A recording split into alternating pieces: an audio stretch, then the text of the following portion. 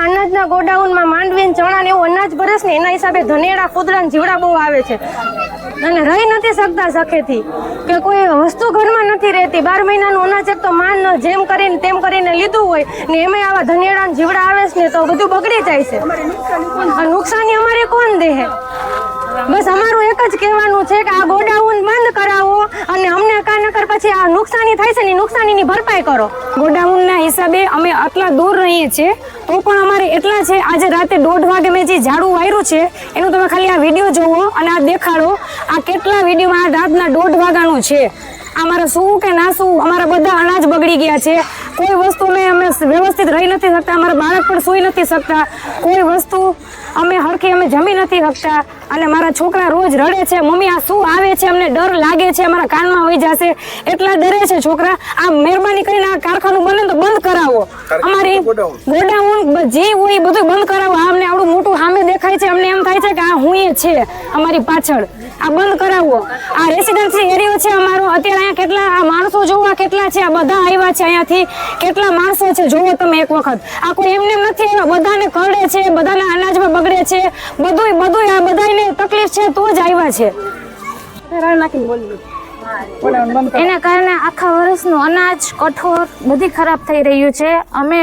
2 વખત અત્યાર સુધીમાં અનાજ ચાળીને ભર્યું છે અમારા બાળક નથી શાંતિથી સૂઈ શકતા કે નથી અમે શાંતિથી સૂઈ શકતા રાતે કાનમાં નાકમાં ધનેડા ચાલ્યા જાય છે એના કારણે બાળક સૂઈ નથી શકતા ને અમે 1-2 વાગ્યા સુધી રાતે જાગવું પડે છે ને અમે કેટલી વાર એને વિડીયો મોકલ્યા છે કેટલા અત્યારે અઠવાડિયે પહેલા અમે 25 કે 30 બાઈઓ અહીંયા એની ઓફિસે ગયા હતા કે આ બંધ કરે એનું કંઈ નિવાકરણ કરે તો સારું એમ કે અમે આમાં દવા છાંટાવી દઈશું તમારી સમસ્યા દૂર થશે એમ કીધું પણ અત્યારે કાંઈ એમાં ફેર પડ્યો નથી વધારે થઈ ગયું છે અને તમે 2-3 દિવસમાં 5 દિવસમાં દવા છટાવી દઈશું એમ કીધું તો આ સમસ્યાથી તમે કેટલો ટાઈમ થી પરેશાન છો અમે આમ જોઈએ તો 3-4 વર્ષથી આ સમસ્યાથી પરેશાન છે પણ કાનમાં ધનેડો કરી ગયો તો અડધી કલાક સુધી આમથી આમ ધલવાયેલા કાનમાં તેલ નાખ્યું પાણી નાખ્યું ત્યારે માંડ એને ધનેડો નીકળ્યો છે આ બચ્ચાના કાનમાં ગરી ગયું હોય તો અમારે શું કરી લેવાનું રાતોરાત તો કઈ દવાખાના ખુલ્લા હોય નહીં ક્યાં જવું અમારે આ 12 મહિનાના અનાજ બગડી જાય છે તમે એ જ કહો કે અમે શું કરવું અમારે કા ગોડાઉન બંધ કરાવો અને કા ગોડાઉનમાં અનાજ ભરો નહીં એવો ભાઈ અમે અહીંયા રહી છે ને ધનેરા કોઈ ખાવામાં પીવામાં હોવામાં કે હક નથી દેતા અને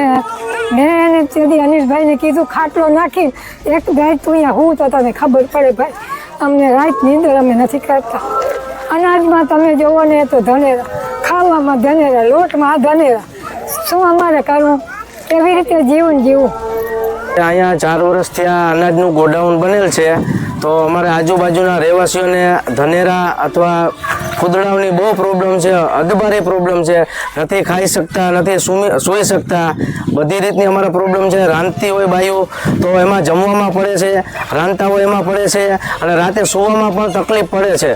અને ખંજવાળ આવે છે અને આખા શરીરમાં ફોડકા થાય છે નાના બચ્ચાઓને કરડી જાય છે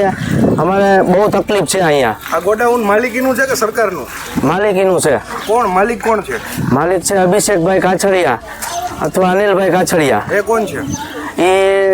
જેતપુર નવાગઢ નગરપાલિકા ભારતીય જનતા પાર્ટીમાં ચૂંટાયેલ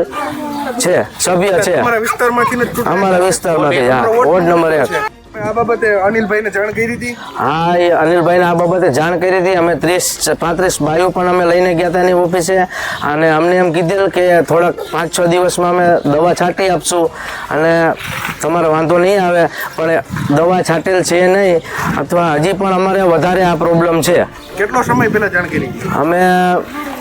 એમ તો 3 મહિનાથી અમે ફોન કરી છીએ અમને કે આજ છટાવશું દવા કાલ છટાવશું બરોબર છે કોઈ જવાબ આપી રહ્યા નથી આજ કરશું કાલ કરશું એમ જ અમને કહે છે